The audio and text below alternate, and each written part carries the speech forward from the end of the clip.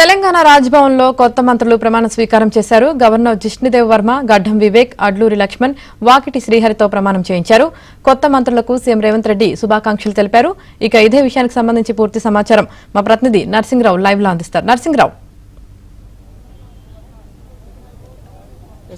మొత్తానికి కొత్త మంత్రుల ప్రమాణ స్వీకారం ముగిసింది. ముగ్గురు మంత్రులుగా ప్రమాణ స్వీకారం చేశారు.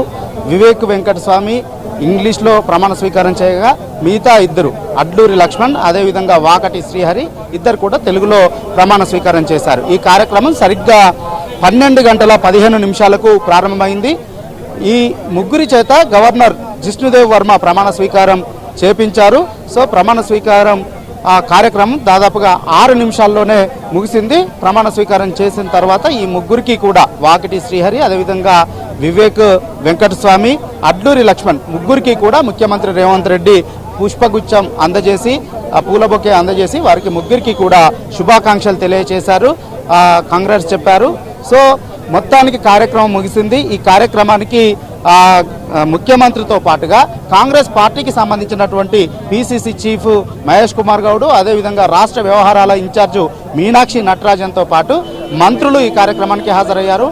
ఎమ్మెల్యేలు కూడా ఈ కార్యక్రమానికి హాజరయ్యారు. ఈ కార్యక్రమానికి మంత్రులతో పాటుగా ఎమ్మెల్యేలంతా కూడా, కాంగ్రెస్ పార్టీకి సంబంధించినటువంటి ఎమ్మెల్యేలంతా కూడా హాజరయ్యారు. కార్యక్రమం ముగిసింది. మరి కాసేపట్లోనే నేతలంతా కూడా బయటికి రాబోతున్నారు, నాయకులంతా కూడా బయటికి రాబోతున్నారు. ఈ ముగ్గురు కూడా ఈరోజు ప్రమాణ స్వీకారం చేసినటువంటి ముగ్గురు నాయకులు కూడా వారి కుటుంబ సభ్యులతో కలిసి రాజ్భవన్కు చేరుకున్నారు. కుటుంబ సభ్యుల సమక్షంలో, పార్టీ నేతల సమక్షంలో, మంత్రుల సమక్షంలో, ఎమ్మెల్యేల సమక్షంలో ఈరోజు ప్రమాణ స్వీకారం చేశారు.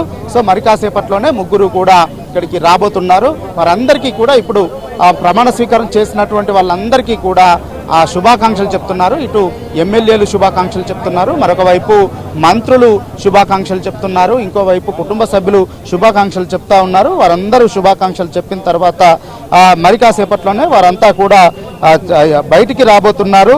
వారికి శుభాకాంక్షలు చెప్పేందుకు బయట కూడా పెద్ద ఎత్తున వారి అభిమానులు, నాయకులు, ఫాలోవర్స్ అంతా కూడా తరలి వచ్చారు రాజ్భవన్కు. రాజ్భవన్ ఎదుట పెద్ద ఎత్తున ఈరోజు ప్రమాణ స్వీకారం చేసినటువంటి నాయకుల అనుచరులు, అభిమానులంతా కూడా పెద్ద సంఖ్యలో రాజ్భవన్కు చేరుకున్నారు. వారు బయటికి ఎప్పుడు వస్తారా అని చెప్పి ఎదురు చూస్తూ ఉన్నారు. వచ్చిన తర్వాత వారికి శుభాకాంక్షలు చెప్పేందుకు వీరంతా కూడా సంసిద్ధమై ఉన్నారు. మరి కాసేపట్లోనే నాయకులంతా కూడా ఇక్కడికి బయటికి రాబోతున్నారు. వివేక్ వెంకటస్వామి ఆయన నివాసానికి, పంజాగుట్ట నివాసానికి చేరుకుంటారు.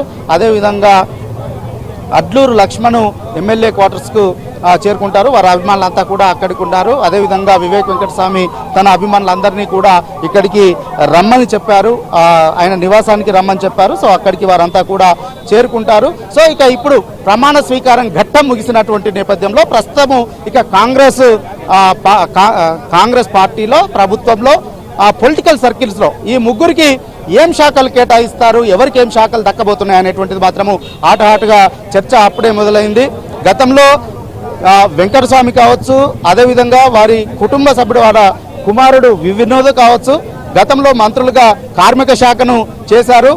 పెద్ద ఎత్తున చర్చ జరుగుతుంది. కార్మిక శాఖే మళ్ళీ వివేక్ లభించబోతుందా, లేదంటే ఎడ్యుకేషన్ శాఖ, విద్యాశాఖ రాబోతుందా, లేదనంటే మున్సిపల్ అడ్మినిస్ట్రేషన్ కూడా, urban development, municipal administration and urban development కూడా ఖాళీగా ఉంది, ప్రస్తుతం ముఖ్యమంత్రి దగ్గర ఉంది. సో ఆ శాఖ ఇవ్వబోతున్నారా, ఏం శాఖలు ఇస్తారా అనేటువంటి ఒక చర్చ అయితే విస్తృతంగా జరుగుతుంది. గతంలో కార్మిక శాఖ వారి కుటుంబానికి వారి తండ్రి చేశారు, వారి సోదరుడు చేశారు. సో ఈసారి కూడా అదే వస్తుందా అనేటువంటి ఒక చర్చ అయితే ప్రారంభమైంది.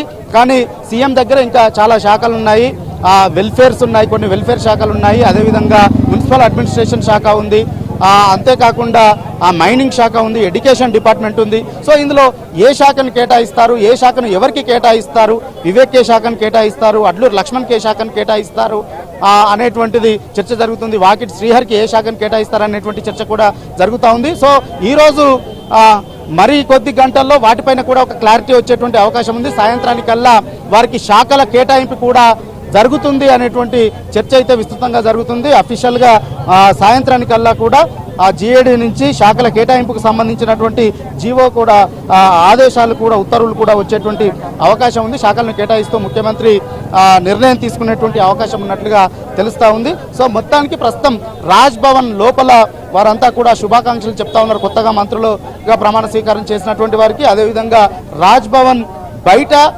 నేతల రాక కోసం వారి అభిమానులు, ఫాలోవర్స్ అంతా కూడా, వారి కార్యకర్తలు అంతా కూడా ఎదురు చూస్తూ ఉన్నారు. సో మొత్తానికి ప్రస్తుతం రాజ్ భవన్ వద్ద నేతల, నాయకుల, కార్యకర్తల, అభిమానుల కోలాహలం అయితే కనిపిస్తూ ఉంది. సో ఇక కాంగ్రెస్ పార్టీలో ఈ ప్రభుత్వంలో మంత్రి పదవి కోసము ఆశపడి భంగపడ్డటువంటి వాళ్ళను బుజ్జగించేటువంటి కార్యక్రమాన్ని మరోవైపు కాంగ్రెస్ శ్రీకారం చుట్టింది. ఇప్పటికే సుదర్శన్ రెడ్డి సీనియర్ నేత, నిజామాబాద్ జిల్లాకు చెందినటువంటి సీనియర్ నేత సుదర్శన్ రెడ్డిని బుజ్జగించేందుకు మీనాక్షి నటరాజన్, మంత్రి పొన్నం ప్రభాకరు, అదేవిధంగా పిసిసి చీఫ్ మహేష్ కుమార్ గౌడ్ ఆయన ఇంటికి వెళ్ళి వచ్చారు, బుజ్జగించేటువంటి ప్రయత్నం చేశారు. పార్టీలో ప్రాధాన్యత ఇస్తామనిచ్చేటువంటి హామీని వారికి ఇచ్చినట్లుగా తెలుస్తూ ఉంది.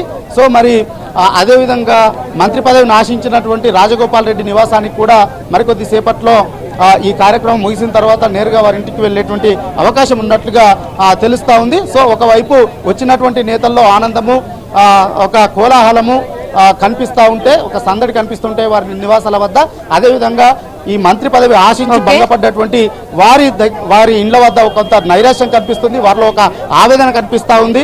వారిని బుజ్జగించేటువంటి ప్రయత్నాన్ని కాంగ్రెస్ అధిష్టానం చేస్తూ ఉంది. సో మొత్తానికి ఇక ఈ ఘట్టం ఎప్పటి నుంచో పెండింగ్ పడుతూ వస్తున్నటువంటి ఈ ఘట్టం ముగిసింది.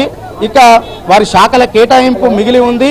ఈ రోజు సాయంత్రానికి శాఖల కేటాయింపు పైన క్లారిటీ వస్తుంది. ఇక మరొక 3 శాఖలు ఖాళీగా ఉన్నాయి, మరొక 3 బెర్తులు క్యాబినెట్లో ఖాళీగా ఉన్నాయి. ఈ 3 బెర్తులు స్థానిక సంస్థల ఎన్నికల ముగిసిన తర్వాత ఈ 3 బెర్తుల్ని కూడా భర్తీ చేస్తారనేటువంటి చర్చ కాంగ్రెస్ వర్గాల్లో జరుగుతూ ఉంది. Right, thank you Narasimharao.